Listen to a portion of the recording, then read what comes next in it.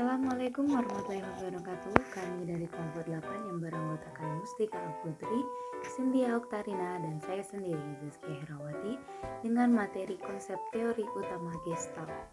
Video ini diupload guna untuk memenuhi tugas mata kuliah Psikologi Pendidikan yang diampu oleh Ibu Dr. Dewi Purnamasari MPD, Perguruan Tinggi Institut Agama Islam Negeri Curug.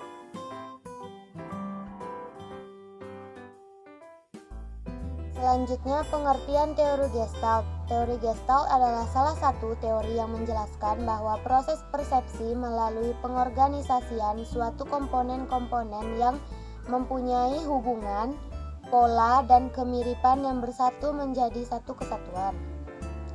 Teori Gestalt beroposisi terhadap teori strukturalisme. Teori Gestalt lebih condong berupaya mengurangi dalam pembagian sensasi menjadi bagian-bagian terkecil. Ada tiga tokoh di balik teori Gestalt, antara lain Kurt Kafka, Max Wertheimer, dan Wolfgang Kohler. Mereka menyimpulkan bahwa seseorang cenderung mempersepsikan apa yang terlihat dari lingkungannya sebagai satu kesatuan yang utuh.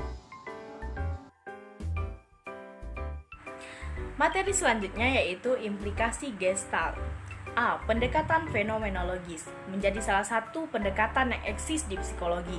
Dengan pendekatan ini, para tokoh Gestalt menunjukkan bahwa studi psikologi dapat mempelajari higher mental process yang selama ini dihindari karena abstrak, namun tetap dapat mempertahankan aspek ilmiah dan empirisnya.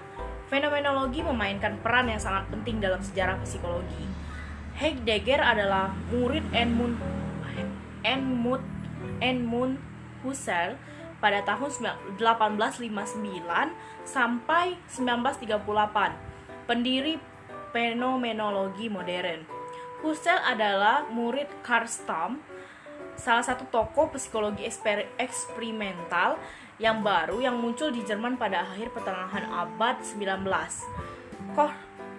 Kohler dan Kafka bersama Wertheimer yang mendirikan psikologi Gestalt yang merupakan juga murid Stam, dan mereka menggunakan fenomenologi sebagai metode untuk menganalisis gejala psikologis. Fenomenologi adalah deskripsi tentang data yang berusaha memahami dan bukan menerangkan gejala-gejala. Fenomenologi kadang-kadang dipandang sebagai suatu metode pelengkap untuk setiap ilmu pengetahuan. Karena ilmu pengetahuan mulai dengan apa yang dialami secara langsung. Yang kedua yaitu pandangan Gestalt menyempurnakan aliran behaviorisme dengan menyumbangkan ide untuk menggali proses belajar. Kognitif berfokus pada higher mental process. Adanya perceptual field diinterpretasikan menjadi lapangan kognitif di mana proses-proses mental seperti persepsi, insight, dan problem solving beroperasi. Tokoh-tokohnya yaitu Tolman dengan teori psych learning dan Kohler dengan eksperimen menggunakan simpanse sebagai hewan percobaan.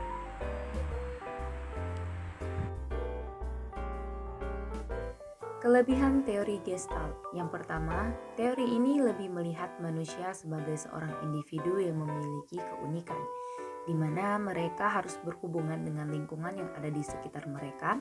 Dengan teori Gestalt yang lebih menekankan akan pentingnya pengertian dalam mempelajari sesuatu, maka akan lebih berhasil dalam mencapai kematangan dalam proses belajar.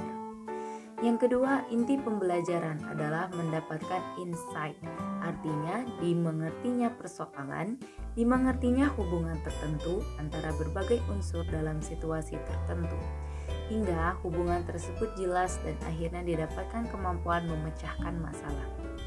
Serta adanya kekurangan dari teori Gestalt.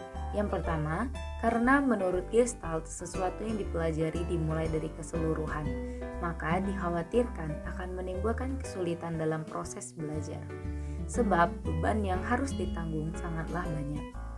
Yang kedua, pemecahan masalah sangat tergantung kepada pengamatan. Apabila dapat melihat situasi dengan tepat, maka masalah dapat dipecahkan. Baik, itulah sedikit penjelasan dari kelompok kami. Diharapkan dengan penjelasan tadi dapat menambah wawasan serta pengetahuan rekan sekalian terkait dengan teori Gestalt.